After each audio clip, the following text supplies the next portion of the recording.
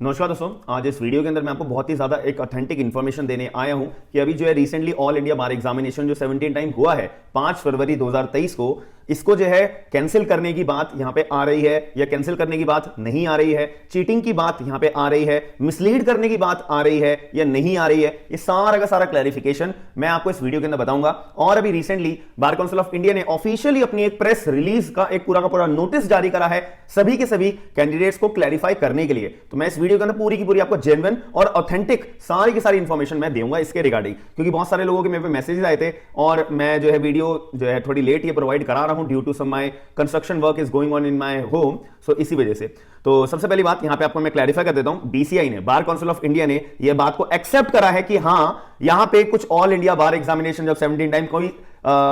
States में कोई district में जब हो रहा था वहां पे चीटिंग की बात तो हुई है, मिसलीड करने की बात तो हुई है, जेन्युइन बात है ये। इसी बात को ध्यान में रखते हुए बार काउंसिल ऑफ इंडिया ने एक पूरी की पूरी कमेटी का गठन करा है, फैक्ट फाइंडिंग कमेटी को जो है यहां पे गठन करा है, जिसमें जस्टिस साहब भी इंक्लूड है, एनएलयू के चेयरमैन भी इंक्लूड है और एक दो लोग और इंक्लूड है जो पूरी पर्टिकुलर इस कमेटी के अंदर मेंबर के रूप में अपना ये एस्टैब्लिश करे गए हैं। इन मेंबर के ऊपर ड्यूटी बना दी गई है कि भैया आप लोगों को क्या करना है, फैक्ट फाइंडिंग करनी है। जो भी यहां पे चीटिंग का मुद्दा आ रहा है, मिसलीड करने का मुद्दा आ रहा है, कोई जो वहां पे वकील लोग थे क्या उनके द्वारा आंसर्स लीक करे गए थे पहले व्हाट्सएप ग्रुप के अंदर, 28 क्वेश्चन जैसे लीक करे गए थे, इसके ऊपर जो बात है सारी की सारी यहां पे clarification bar council of India ने बोली है। तो सबसे पहली बात यहां पे बार काउंसिल ने एक फैक्ट फाइंडिंग कमेटी का गठन करा है, ये सच बात है, याद रखिएगा। किस लिए गठन करा है कि भाई जो मिसलीड करने की बात आ रही है, एलिगेशंस जो लगाए गए हैं ना वकीलों के ऊपर कि भाई ये वकील साहब हैं, इन्होंने ना मिसलीड करा है, इन्होंने जो है ना बच्चों को चीटिंग करवाई है, तो इसको बहुत अच्छे से स्क्रूटिनाइज करने के लिए यहां पे कमेटी का गठन करा है। दूसरी बात यहां पे बात आती है कि ये जो बात है ना, ये चीटिंग की, मिसलीड करने की, क्या ये पूरे के पूरे इंडिया के अंदर जहां पे हमारा AIB 17 हो रहा था हर जगह की ये बात आई है? नहीं, यहां पे केवल एक पर्टिकुलर बता देता हूं, गुजरात रीजनल एक न्यूज़पेपर है, उन्होंने जो है जैसे एग्जाम अपना 5 तारीख को हुआ, 6 तारीख को एक उस न्यूज़पेपर में एक प्रेस रिलीज यानी कि एक पूरा का पूरा एक एडवर्टाइजमेंट आया, एक उन्होंने अपना पब्लिश करा, उसमें साफ लिखा हुआ था कि भाई जो एक वकील साहब है, उनका नाम नहीं लूंगा, तो एक वकील साहब और उनके साथी जो है उन्होंने मिसलीड करा बच्चों को, उनको जो है चीटिंग करवाई बच्चों को। जो AIB 17 में राजकोट के अंदर, राजकोट डिस्ट्रिक्ट के अंदर जो बच्चे पेपर दे रहे थे उनको पर्टिकुलर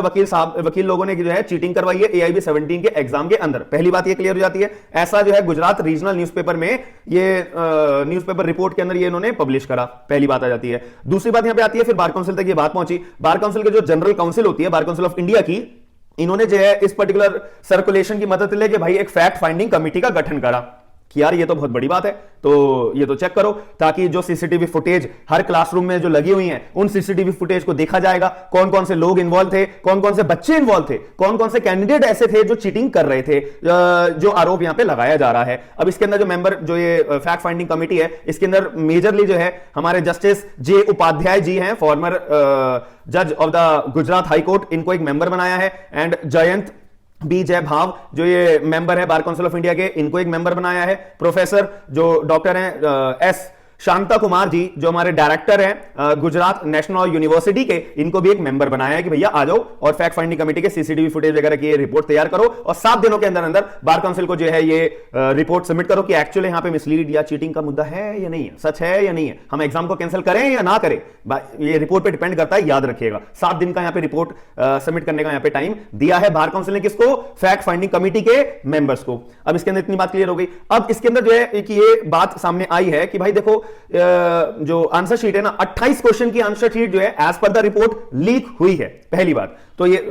किसने लीक करी है? अभी जो मैंने आपको बताया ना, जो वकील साहबों ने, जो वकील लोगों ने जो है और उनके मेंबर्स ने जो है चीटिंग करवाने के लिए, मिसलीड करने के जो ये करा है, ये तो सच है, ऐसा रिपोर्ट में बोला जा रहा है। बाकी अभी तो फैक्ट फाइंडिंग कमेटी की रिपोर्ट आना बाकी है यार, इसलिए मेजरली जितना सच है वो हमारी 7 दिन के बाद जो रिपोर्ट सबमिट करी जाएगी इन मेंबर्स के द्वारा, उसके ऊपर डिपेंड करता है। बट अभी प्राइमा फेसी की मैं बात करूं तो प्राइमा फेसी के तौर पर यहां पे एलिगेशन जो लगाए गए हैं कि हाँ जो एडवोकेट साहब हैं और उनके जो मेंबर्स हैं उन्होंने जो है 28 क्वेश्चन की आंसर शीट जो है व्हाट्सएप ग्रुप पे अपने लीक करी थी, जिसमें से 21 क्वेश्चन तो भाई सारे के सारे गलत थे। 28 में से 21 क्वेश्चन के आंसर्स गलत थे। और जो यंग एडवोकेट्स अपीयर हो रहे थे तो उनको यहां पे जो है आंसर शीट प्रोवाइड कराई गई थी 28 क्वेश्चन की, जिसमें से 21 क्वेश्चन गलत थे। अब ऐसा माना जा रहा है ये रिपोर्ट के हिसाब से कि ये इसलिए करा गया था कि भाई जो ये पर्टिकुलर वकील लोग हैं ना, ये ना अभी बार काउंसिल के इलेक्शन में खड़े होंगे, तो बार काउंसिल में इलेक्शन खड़े होने जब होंगे, अब यंग एडवोकेट्स को ये अपनी आंसर शीट प्रोवाइड करा रहे हैं, तो यंग एडवोकेट्स जो है खुश हो जाएंगे, यार हमारे को इन वकील साहब ने जो मदद करी है, हम तो इन्हीं को वोट देंगे, इन्हीं को ही जब इलेक्शन में खड़े होंगे हम तो इन्हीं को जितवाएंगे। तो इसको इन्फ्लुएंस करने के लिए, मिसलीड करने के लिए यंग एडवोकेट्स को, तो इसीलिए जो है यहां पे ये कदम जो है उठाया गया था। दूसरी बात, यहां पे एक और एलिगेशन लगी है कि भाई बार काउंसिल ऑफ इंडिया के द्वारा जब AIB 17 एग्जाम कंडक्ट करवाया जा रहा था, और मैं एक क्लियर बात बोलूं, ऐसा तो कभी हुआ नहीं है। हमने भी अपना AIB दिया है भाई, हमें भी अपना प्रोटोकॉल फॉलो करते हुए हमने भी पेपर दिया था। जब बोला है बार काउंसिल ने कि भाई आपको केवल बेरेक ले जाना अलाउड है, विदाउट नोट्स वाले ले जाना अलाउड है, विद नोट्स भी ले जा सकते हो, ये भी बार काउंसिल ने बोल दिया था कि भाई अगर तुम्हारे पे अवेलेबल नहीं है तुम विद नोट्स लेके चले जाओ, कोई नहीं रोकेगा। अगर तुम्हारे पे वो भी नहीं है, अरे फोटोकॉपी ले जाओ, ये तक अलाउ कर दिया था। तब भी जो बहुत सारे कैंडिडेट्स हैं ना, वो क्या कर रहे थे, अपने जेब में मोबाइल लेके चले गए, एग्जाम चालू हुआ, मोबाइल पे अपना